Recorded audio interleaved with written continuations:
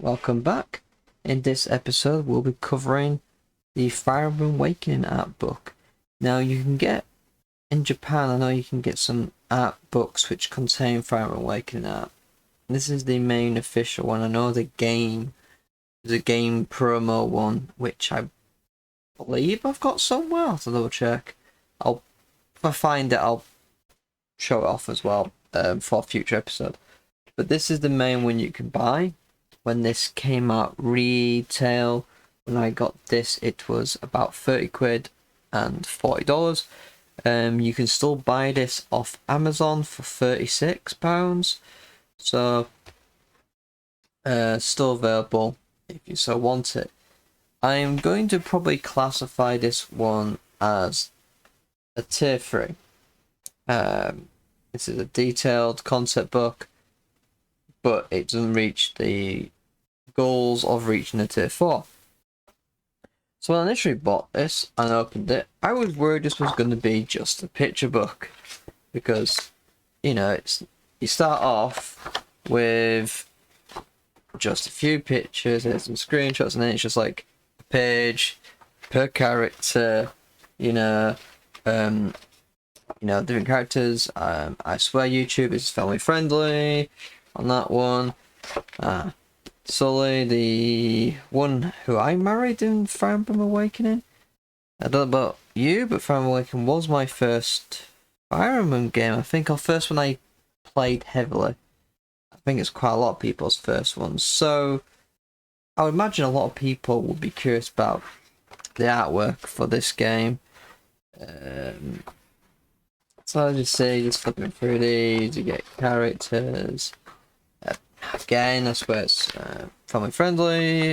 YouTube, I swear. Faja. I still don't understand the appeal, but a lot of people do. Oh god, if we don't show that character, you know what YouTube thinks about very old dragon people. And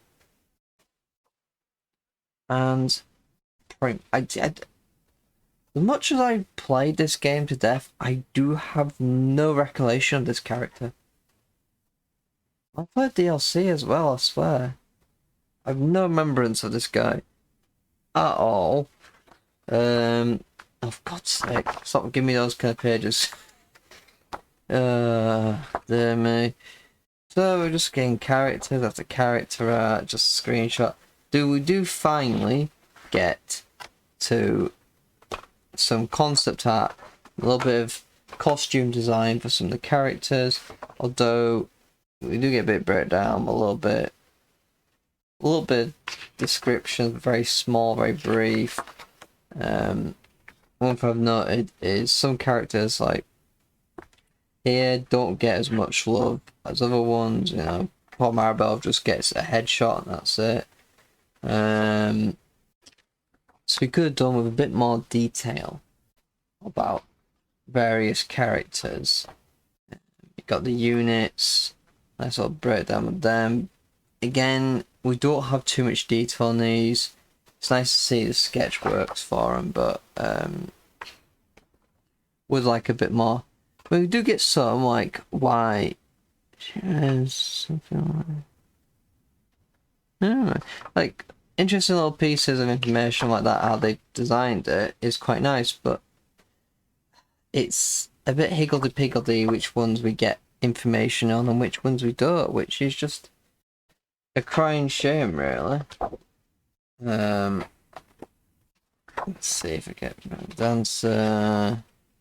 We do get a bit of weapon design, which is always nice to see.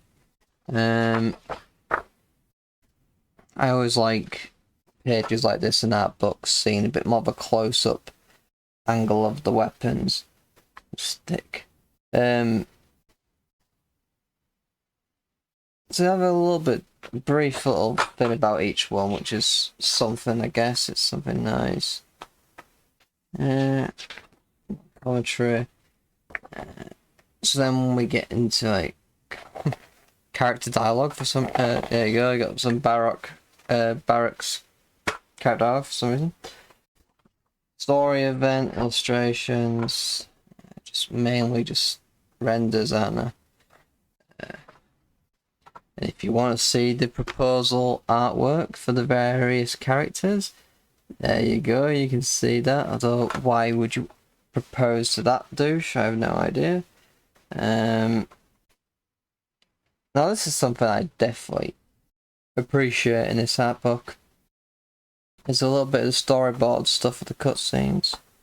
I don't see that very often in the art books. To be fair, I'm trying to remember if there is any other ones I've got with them. There must be at least one or two, but it's definitely not something you get to see very often. So I definitely appreciate this.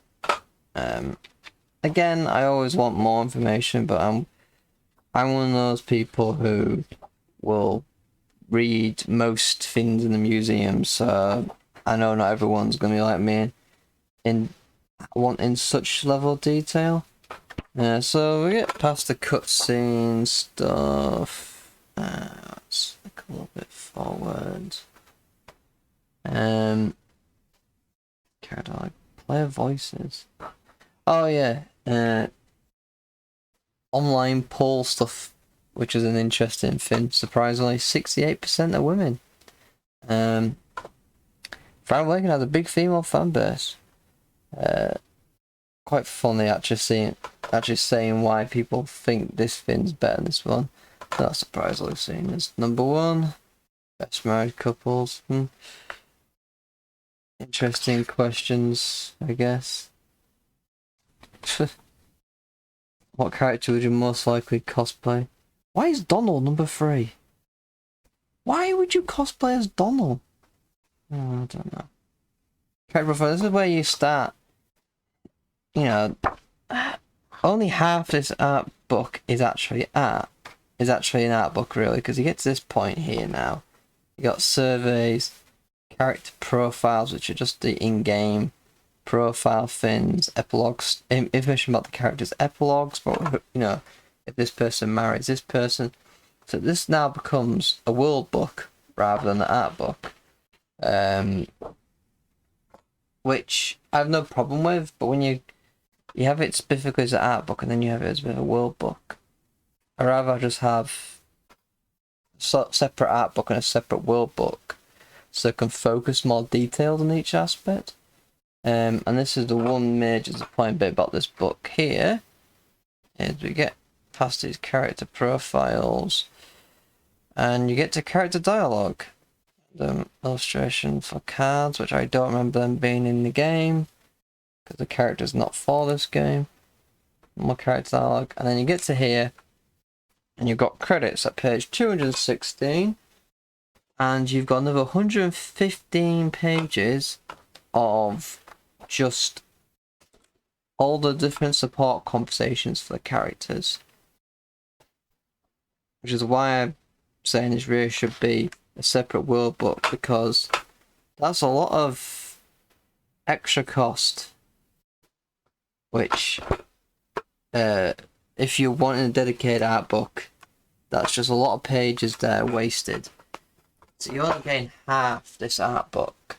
It's about there. You're getting like half the art book as an actual art book, which is majorly disappointing for this.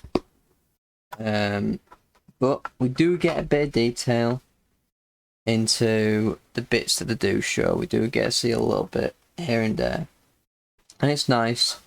I just think it could have been a lot better, but this is the problem with the Dark Horse art books, is they just seem to just chuck in, they just seem to grab loads of things that they can and just chuck it in, rather than an art book dedicatedly made by the devs, or you know, people behind the marketing or something. People have got more of a personal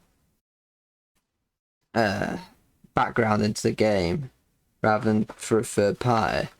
At least that's the problem. At least I guess most art books are through a third party, but you know what I mean. Of the Dark Horse ones, that do seem a bit everything just randomly chucked in there. So my opinion on whether is this book worth the price? At £36, even as much as I love Fire Emblem Awakening, the fact that I'm only getting like half this book, so this book could easily be 20 quid for the art. It really should have been a separate, that all that chaff, yeah, words escaping me to there, could be removed, and this would be a lot cheaper product, and also not weigh a ton and fill up so much space on my bookshelf. So my only recommendation is, if you are a hardcore Fire Emblem Awakening fan and you are happy to have the world stuff, like having all the support dialogue conversations on paper, then this is great for you. It's definitely worth the price. If you are just in for the app, maybe see if you can pick it up on a sale. Maybe pick up a second-hand one for a cheaper price. Normally I find second-hand art books are normally in good condition. The people normally don't look after their stuff, don't generally buy art books. Generally. So, we're here about whether the value is great or not. So that is an end of another episode. So until next time, goodbye.